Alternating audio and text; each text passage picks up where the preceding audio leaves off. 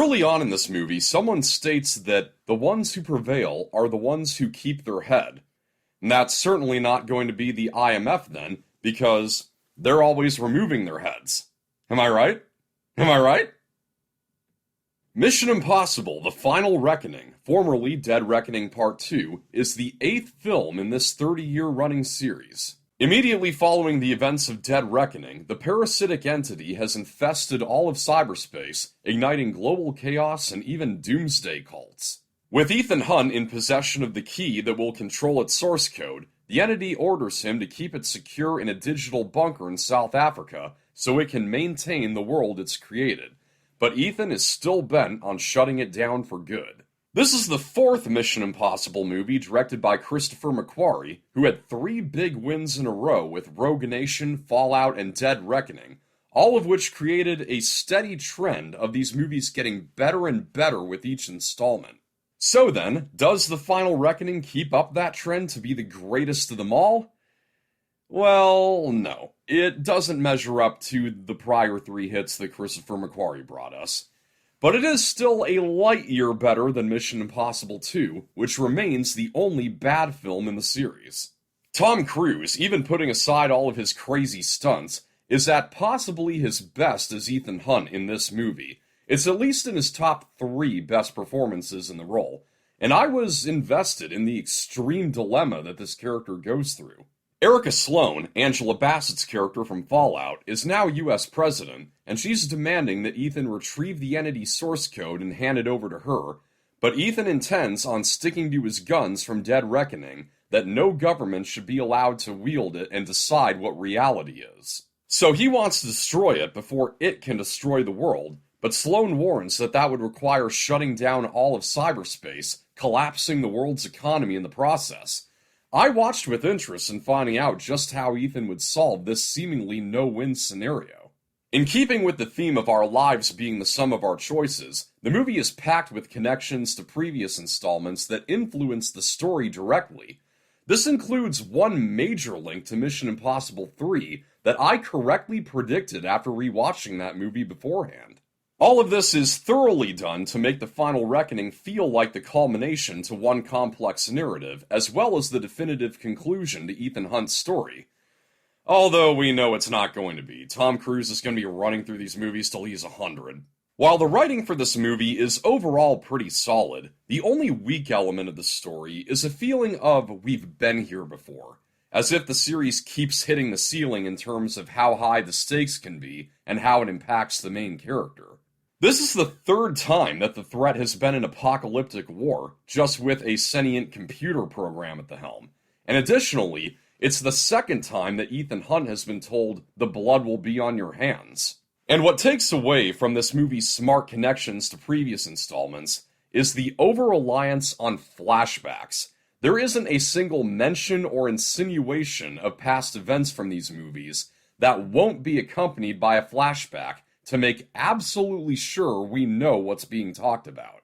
And oftentimes, the movie is better off without them.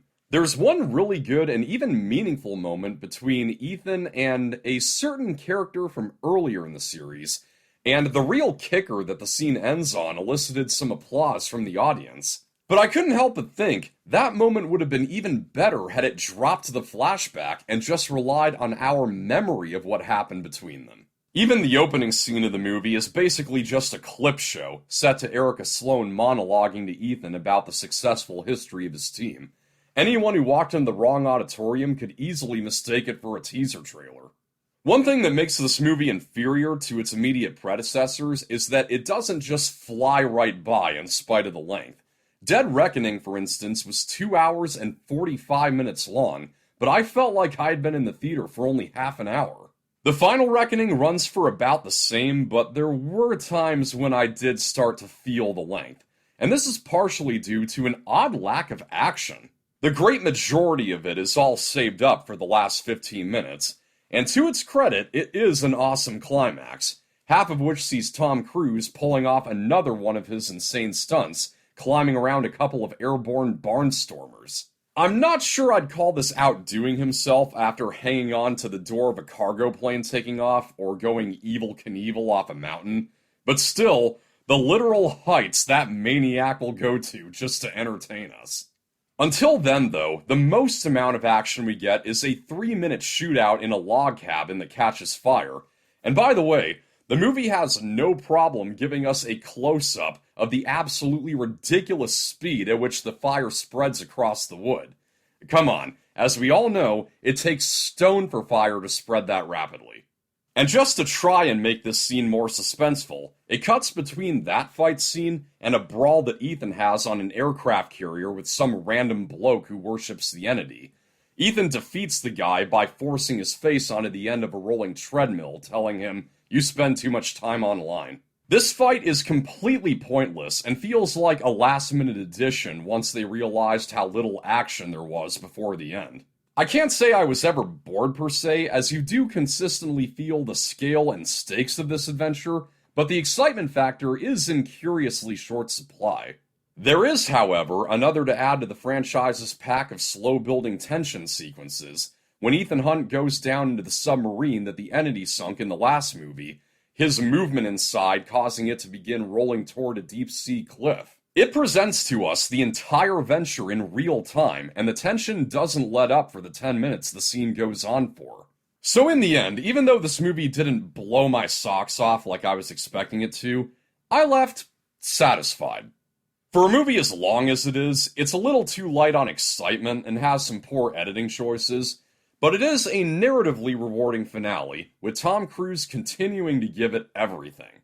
It's ultimately a good installment, which after the winning streak of Rogue Nation, Fallout, and Dead Reckoning may be a little bit of a disappointment, but if you're a longtime fan, you can still choose to accept.